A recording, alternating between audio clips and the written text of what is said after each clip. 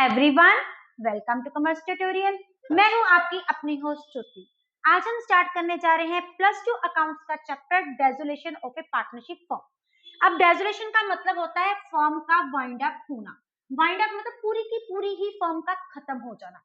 अब ये आगे जो बिजनेस है, फर्म है, जो अपना बिजनेस कंटिन्यू नहीं कर सकती क्योंकि सारे के सारे फर्म ही बंद हो चुकी है, डिसॉल्व हो चुकी है। इससे पहले जितने भी हमने ऊपर वाले चैप्टर किए हैं, चाहे वो चेंज इन पीएस रेशियो हो, चाहे ट्रीटमेंट ऑफ गुडविल हो, चाहे एडमिशन ऑफ पार्टनर हो, चाहे रिटायरमेंट ऑफ पार्टनर, उसमें हमने क्या कहा देखा था कि वहां पे उस केस में हमारे जो फर्म का एग्रीमेंट है वो क्या होता है, रिकॉन्स्टिट्यूट होता है। रिकॉन्स्टिट्यूट होने का मतलब पुराना जो एग्रीमेंट है वो खत्म हो जाता है, उसकी जगह जो नया एग्रीमेंट आ जाता है। लेकिन पार्टनर्स में जो एक रिलेशनशिप है वो वैसे का वैसा मेंटेन करता है। कुछ अल्टरनेटिव्स, कुछ करेक्टरिस्टिक्स, कुछ प्रोविजंस चेंज हो जाती हैं। लेकिन इसमें क्या होता है, सारे का सारा जितने भी पार्टनर्स में जो भी रिलेशनशिप है वो क्या हो जाता है, वैनिश हो जाता है, क्योंकि हमारी फर्म क्या हो रही है, वाइंड अप हो रही है। और इसके लिए अब हम जब भी फर्म को बंद करेंगे तो उसके बाद लोगों को पैसा भी देना होता है, के बाद फर्म में लॉस हो जाता है। जितनी भी इस टाइम पे क्या होती है, जिनको पेमेंट करनी होती है वो करनी होती है। इस पर्पज के लिए क्या किया जाता है, जितने भी फर्म के एसेट्स हैं उनको मार्केट में क्या किया जाता है, सेल आउट किया जाता है, जिनमें से सबसे पहले लाइबिलिटीज की पेमेंट की जाती है, फिर पार्टनर्स की कैपिटल की पेमेंट की जाती है। वो पैसा जो उन्होंने फर्म में इंस्टीट्यूट किया है, रिकॉन्स्टिट्यूट किया है। और इसको किस सेक्शन में डिवाइन किया है, under section 39 of Indian partnership act 1932। उसके बाद है मोड्स ऑफ डेसोलेशन। किस किस मोड से को डेसोलेशन के मोड्स होते हैं। सबसे पहले म्यूचुअल एग्रीमेंट, सारे पार्टनर्स हैं वो एक दूसरे के साथ बैठ के डिसाइड कर लेते हैं कि हम फॉर्म को आगे कंटिन्यू नहीं करना चाहते और एक एग्रीमेंट पास कर देते हैं, जिसके कारण डेसोलेशन कंप्लीट प्रोसेस हो जाता है। ये सबसे सिंपल मेथड है हमारी फर्म को डिसॉल्व करने का। सेकेंड है कंपल्सरी डेसोलेशन, जब डेसोलेशन करनी बहुत ज्यादा जरूरी हो जाती है, अगर हम गवर्नमेंट की रूल्स एंड रेगुलेशंस को फॉलो नहीं करते, अगर हमारे पार्टनर्स क्या हो जाते हैं, इंसॉल्वेंसी हो जाते हैं, या फिर जिस पर्पस के लिए हमारा जो ऑब्जेक्ट था फर्म की एक्टिविटीज का वो क्या डिक्लेयर हो जाता है, इलीगल हो जाता है, लीगल बिजनेस नहीं करते।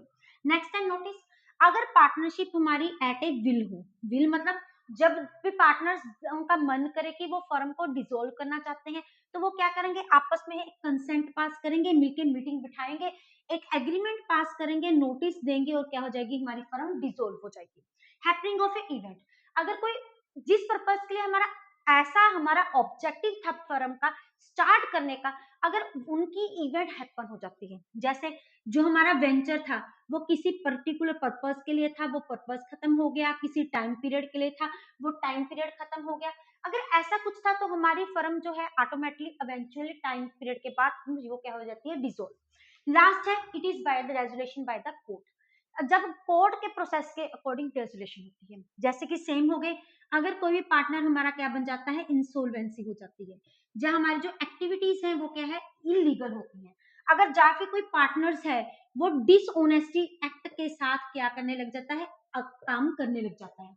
अगर फर्म को ऐसा लगे, कोर्ट को ऐसा लगे, अब जितने भी पार्टनर्स हैं वो अच्छे ढंग से अपनी ड्यूटीज को फुलफिल नहीं कर पाएंगे, तो फिर क्या होता है, डेसोलेशन बाय कोर्ट कहा जाता है। उसके बाद जब भी डेसोलेशन होती है तो इनके साथ रिलेटेड सम इश्यूज होते हैं। जैसे फर्स्ट इशू कौन सा होता है, सेटलमेंट ऑफ अकाउंट्स। अकाउंट्स कौन से, जो हम पार्टनर्स का कैपिटल अकाउंट बनाते हैं, जहां हमें जितने भी लॉसेस होते हैं, जैसे हमने देखा था पिछले चैप्टर्स में, उनमें हम किनके थ्रू लॉस फाइंड आउट करते थे, पहले हमारा रिवोल्यूशन अकाउंट बनता था, फिर उनको सारे क्या बियर कर लेते, पार्टनर्स बियर कर लेते थे। लेकिन अब पार्टनर्स एग्जिस्ट ही नहीं करेंगे तो लॉस को कैसे हम बियर करेंगे, तो उस लॉस की ट्रीटमेंट कैसे की जाएगी। इस केस के लिए अगर फर्म को सपोज करो उसमें हम कौन सा अकाउंट बनाते थे, रिवैल्यूएशन अकाउंट बनाते थे, लेकिन इस केस में कौन सा अकाउंट बनाया जाता है, रियलाइजेशन अकाउंट बनाया जाता है, क्योंकि इसमें कोई भी हम मार्केट वैल्यू एसेट्स की इंक्रीज डिक्रीज तो लेते नहीं, सारे के सारे हम पहले भी कर चुके हैं, जितने भी एसेट्स होते हैं उनको मार्केट में क्या करते हैं, सेल आउट करते हैं, उनमें लाइबिलिटीज की क्या की जाती है, पेमेंट की जाती है।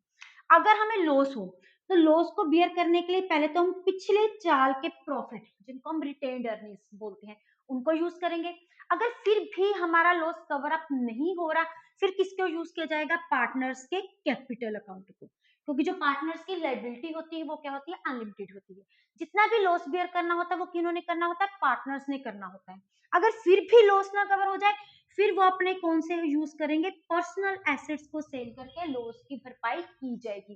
क्योंकि इस लॉस को जितने भी उनके प्रॉफिट शेयरिंग रेशियो है उनमें क्या कर लेंगे, डिस्ट्रीब्यूट कर लेंगे। क्योंकि लॉस तो ओवरकम डिसोल्यूशन का मतलब क्या होता है, जितने लॉस हैं सब कुछ को अल्टीमेट राइट ऑफ करना।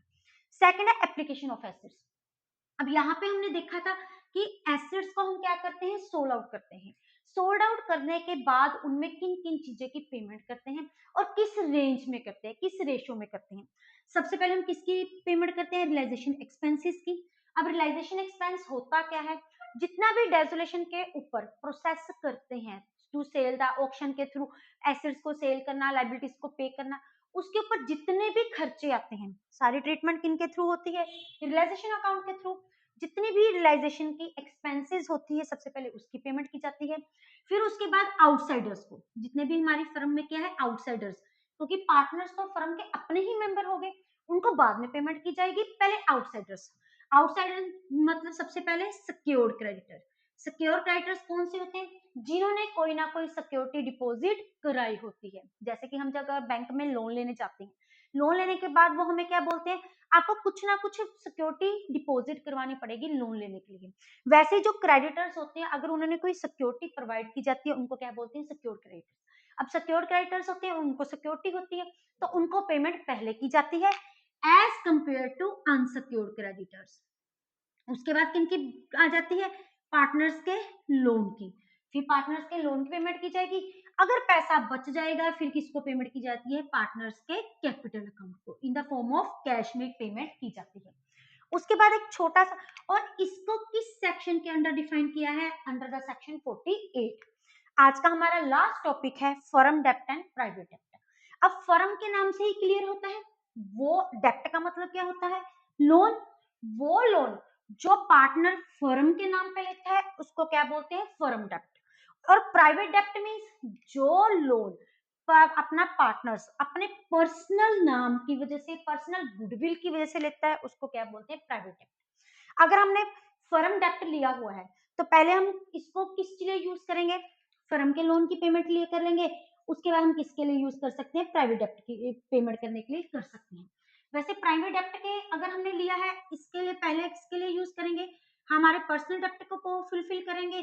फिर उसके बाद हम किसको यूज कर सकते हैं, फर्म के डेप्ट को यूज करते हैं। यह कुछ थ्योरेटिकल फ्रेमवर्क जो कि इंपॉर्टेंट है डेजोलेशन ऑफ फर्म के लिए। अब इसके बाद हम दो तीन केसेस डिस्कस करते हैं। सपोज करो एक फर्म में हमारे पास कितने हैं, तीन पार्टनर्स हैं, ए बी एंड सी। उसमें हमारी फर्म की क्या होगी, डेजोलेशन होगी। तो बी ने बोला कि सबसे पहले किसकी पेमेंट करनी है, मेरे लोन की पेमेंट करनी है, उसके बाद राम के लोन की पेमेंट की जाएगी। अब एज पर द, क्या ये स्टेटमेंट करेक्ट है, क्या ये केस ऐसा पॉसिबल है जो बी बोल रहा है, no it is not possible. क्यों नहीं पॉसिबल, अभी हमने यहाँ पे देखा है, सबसे पहले जैसे भी हमारे पेमेंट का रूल है, सबसे पहले किसको पेमेंट की जाती है, आउटसाइडर को, उसके बाद पार्टनर के लोन की बारी आती है।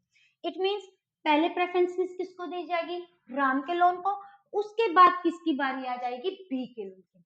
कई बार एक छोटा सा ये केस स्टडी पेपर में पूछ लेते हैं, तीन पार्टनर हैं फर्म में, ए बी एंड सी। उनमें क्या है, बी ने, एक तो मिसिस बी ने फर्म को क्या दिया है, लोन दिया है 20,000 का, और सी ने भी फर्म को लोन दिया है, उसने कितना दिया है 50,000 का। लेकिन फर्म को प्रॉफिट कितनी अमाउंट का हो रहा है, सिर्फ और सिर्फ 30,000 का। तो कैसे पेमेंट की जाएगी, अब देखिए, अब यहाँ पे क्या है, मिस्टर बी, मिसिस बी। अब मिसिस बी, लेकिन पार्टनर कौन है, बी, वो क्या होगी, बी की वाइफ होगी, लेकिन फर्म के लिए वो क्या है, आउटसाइडर होती है। सिर्फ पार्टनर्स के कोई भी जो उसका फैमिली के साथ रिलेटेड मेंबर है वो पार्टनर है, लेकिन उसकी वाइफ, उसके बच्चे वो पार्टनरशिप के साथ कोई भी कंसर्न नहीं करते, वो फर्म के लिए क्या बन जाते हैं, आउटसाइडर बन जाते हैं। मींस सबसे पहले हम ये देखेंगे जो मिसिस बी है वो फर्म के लिए क्या है, आउटसाइडर है, लेकिन जो सी है वो फर्म का क्या है, पार्टनर है। अगर हम लोन की देखें, पहले लोन किसको दिया जाएगा, आउटसाइडर को। इट मींस 30,000 में हम टोटल लोन पे कर सकते हैं। इसलिए पहले इसमें से किसका लोन पे करेंगे, 20,000 आउटसाइडर का। उसके बाद किसकी पेमेंट की जाएगी, पार्टनर के लोन की। उसके बाद कितना प्रॉफिट अवेलेबल रहेगा हमारा, 10,000 का। इसमें से चाहे पार्टनर का सी का लोन 50,000 का, लेकिन हमारे पास पैसे की अवेलेबिलिटी की सिर्फ कितनी है, 10,000 की। तो सिर्फ कितने की पेमेंट की जाएगी, 10,000 की ही पेमेंट की जाएगी। और इसको डिफाइन किसमें किए थे, इस टर्म को, फर्म एक्ट और प्राइवेट एक्ट को, under the section 49। Practical problem, इसकी प्रैक्टिकल एप्लीकेशन कैसा प्रोसेस होता है, will be take into account in our session, next session. अगर आप इनका स्क्रीनशॉट लेना चाहते हैं तो ले सकते हैं। वीडियो अच्छी लगे इसको लाइक करें, ज्यादा से ज्यादा शेयर करें, चैनल को सब्सक्राइब करना ना भूलें। Thank you, have a nice day.